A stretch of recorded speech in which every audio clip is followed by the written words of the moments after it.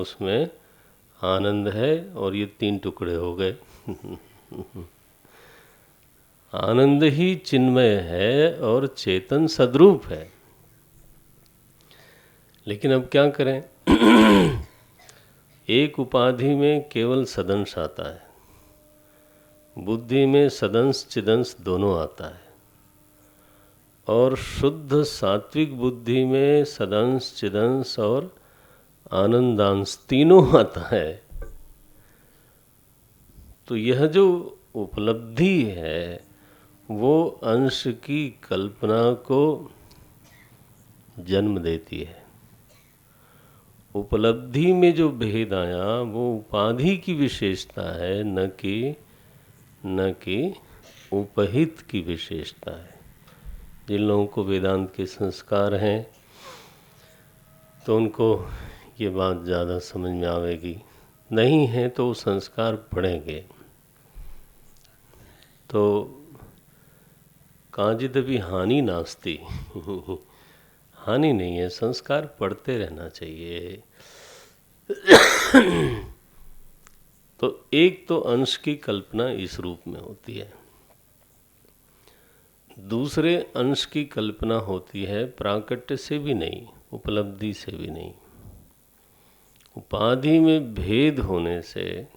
जैसे तो अगर 100 घड़े में जल रखा जाए तो 100 सूर्य दिखाई देंगे, तो वो जो 100 के 100 सूर्य हैं वो सूर्य के अंश माने जाते हैं, तत्सदृश होने के कारण। वहाँ सूर्य नाम की कोई चीज़ नहीं है, लेकिन उसकी उपलब्धि हो रही है उपाधि की विशेषता से। बिंब एक है, प्रतिबिंब अनेक हो सकते हैं, और वो जितने प्रतिबिंब हैं चाहे वो असंख्य हो जाएं, वो किसके अंश कहलाएंगे? बिंब के ही अंश कहलाएंगे। तो थोड़ा ब्रह्मचारी लोग भी बैठे हैं, उनका जरा ताज़ा हो जाए। ये अहंतु कर्मधी ही है ना। कर्मों की धूल से कई बार ब्रह्म विद्या थोड़ी सी लुप्त होने लगती है। श्रीमद् भागवत में ऐसा वर्णन आया कि हमारा तो सौभाग्य है, तो अध्ययन के बाद तुरंत ही आचार्य बना दिया गया, और तब से ज़्यादा जीवन अध्यापन में ही गया। तो अब ये मालिक का अनुग्रह है,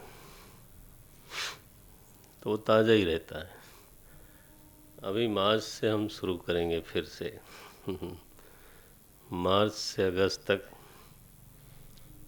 तो फिर अध्यापन होगा, फिर आपके बीच में नहीं आना हो सकता। तो वो बिल्कुल युवती बनी रहती हैं माता जी। हाँ, ब्रह्म विद्या नित्य नवीना। तो अंश की कल्पना फिर त्रिधा हो गई, मैं समेट दूं इसको। एक तो प्रतिबिंब की दृष्टि से अंश बोलते हैं, एक उपाधि में उपलब्धि की दृष्टि से अंश बोलते हैं, और एक ये जो 4 पाद कहा गया वो अवस्थाओं की अपेक्षा से एक ही चेतन को 4 नाम दिया गया। 4 पाद वास्तव में नहीं है। एक ही है, चतुर्धा उपलब्ध होता है, और चतुर्धा उपलब्ध होने का कारण 4 है। जागृत अवस्था, स्वप्न अवस्था, सुषुप्ति और ब्रह्म विद्या। तुरीय की उपलब्धि जो है ना, वो ब्रह्म विद्या के अनुग्रह से होती है। वो जान कीजिए, ध्यान रखना, वो भी प्रकृति है। आखिर ब्रह्म विद्या बुद्धि में प्रकट होती है। तो परम सत्वमयी बुद्धि हो, वेदांत श्रवण मनन से अनुग्रहित बुद्धि हो, ठीक है। तो उस ब्रह्म विद्या की अपेक्षा से वही चेतन न तो वैश्वानर भासता है, न तो तेजस, न तो प्राज्ञ, बल्कि तुरीय भासता है। तो इतना मेरे ख्याल से बहुत है। ये एक भीतर का विवाह है जिसमें तीन को बाध करना है। केवल एक शुद्ध चिन्मय तत्व है, राम ब्रह्म चिन्मय अविनाशी। बस इतना तो समझने की बात है।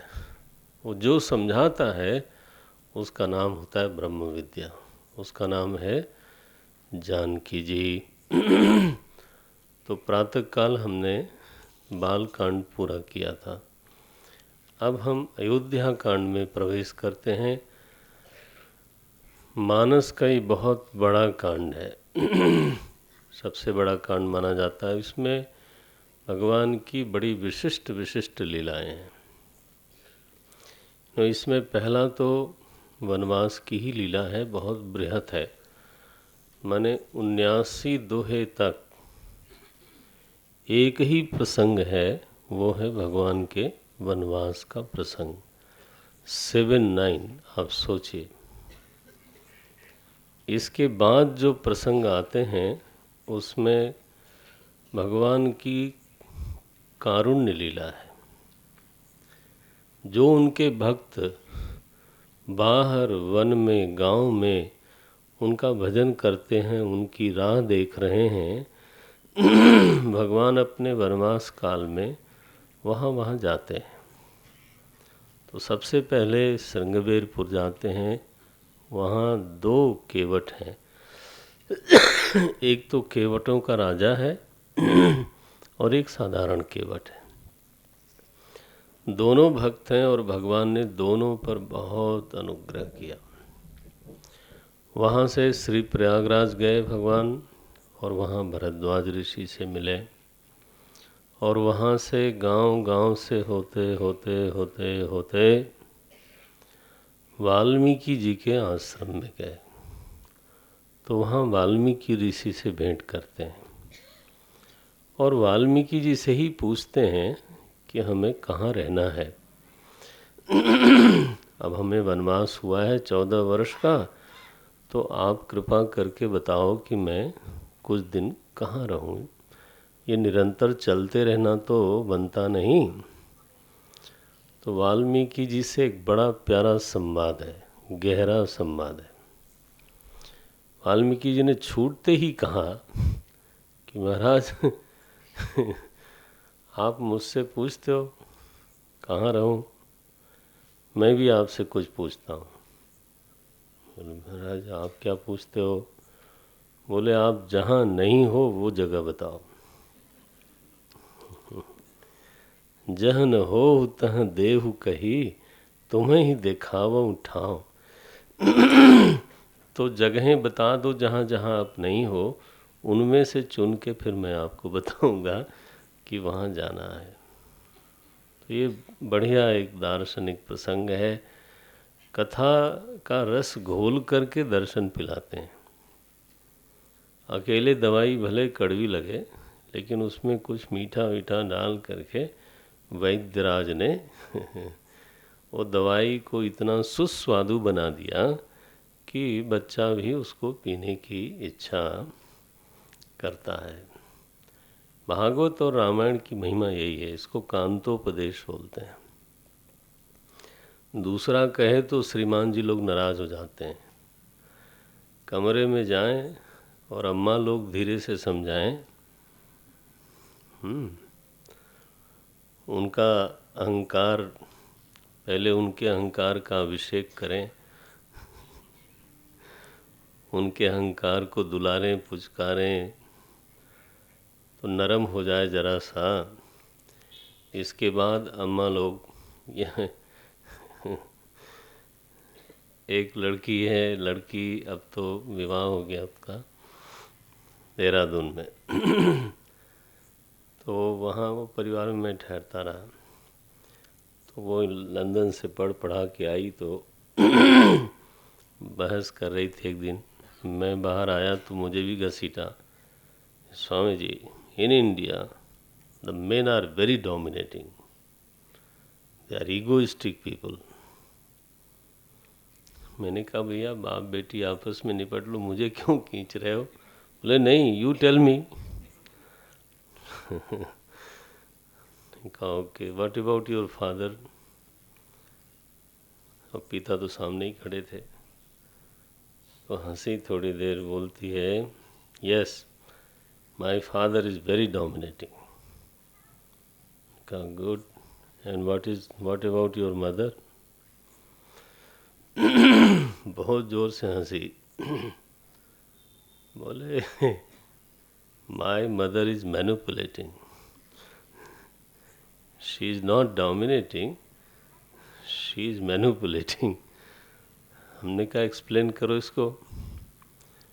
बोले जब हम कोई बात कहना मनवाना चाहते हैं तो माँ से ही बोलते हैं, और माँ धीरे से पिताजी को बताती हैं तो एकदम गुस्से होते हैं, वो भड़क जाते हैं.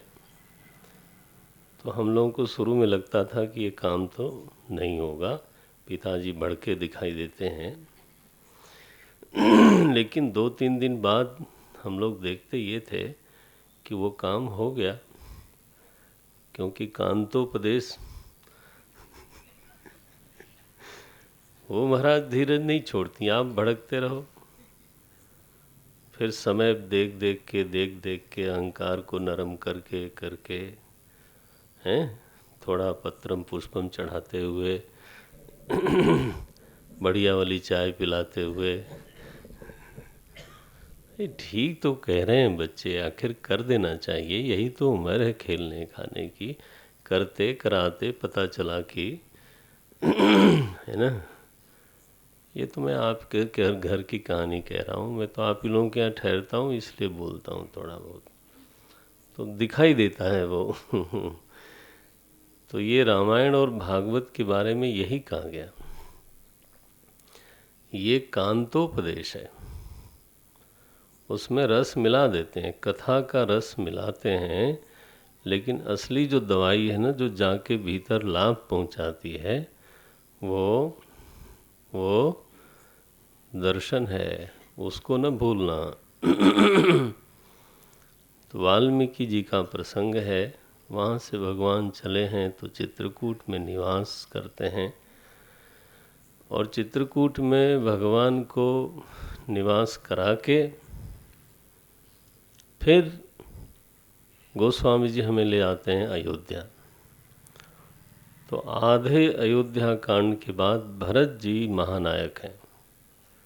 श्री भरत अपने ननिहाल से लौट के आते हैं, और वहाँ से भरत जी की लीला शुरू होती है, सभा जुड़ती है, और श्री भरत जी भी उसी मार्ग से चित्रकूट पहुँचते हैं.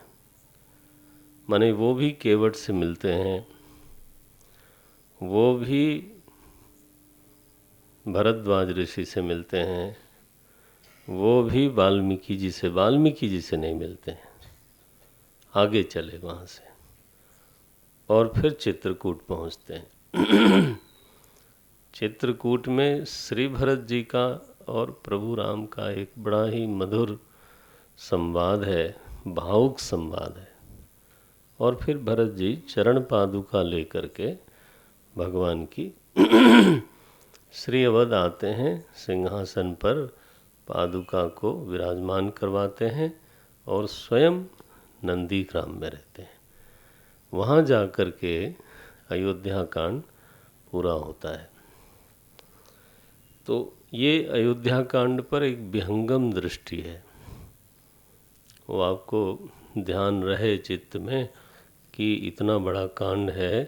करीब 350 हैं, नॉट एग्जैक्टली मैं बोल रहा हूँ, लेकिन इसमें जो मुख्य प्रसंग हैं वो इस तरह से चलते हैं. अब ये मत समझना आप कि मैंने अयोध्या कांड को पूरा कर दिया, नहीं, एक रेखा चित्र होता है, इसके बाद तूलिका से उसमें रंग भरा जाता है. समझ में आता है? कोई नाम का मतलब होता है. तो रंग भरा जाता है, तो अब चलिए रंग भरते हैं थोड़ा थोड़ा।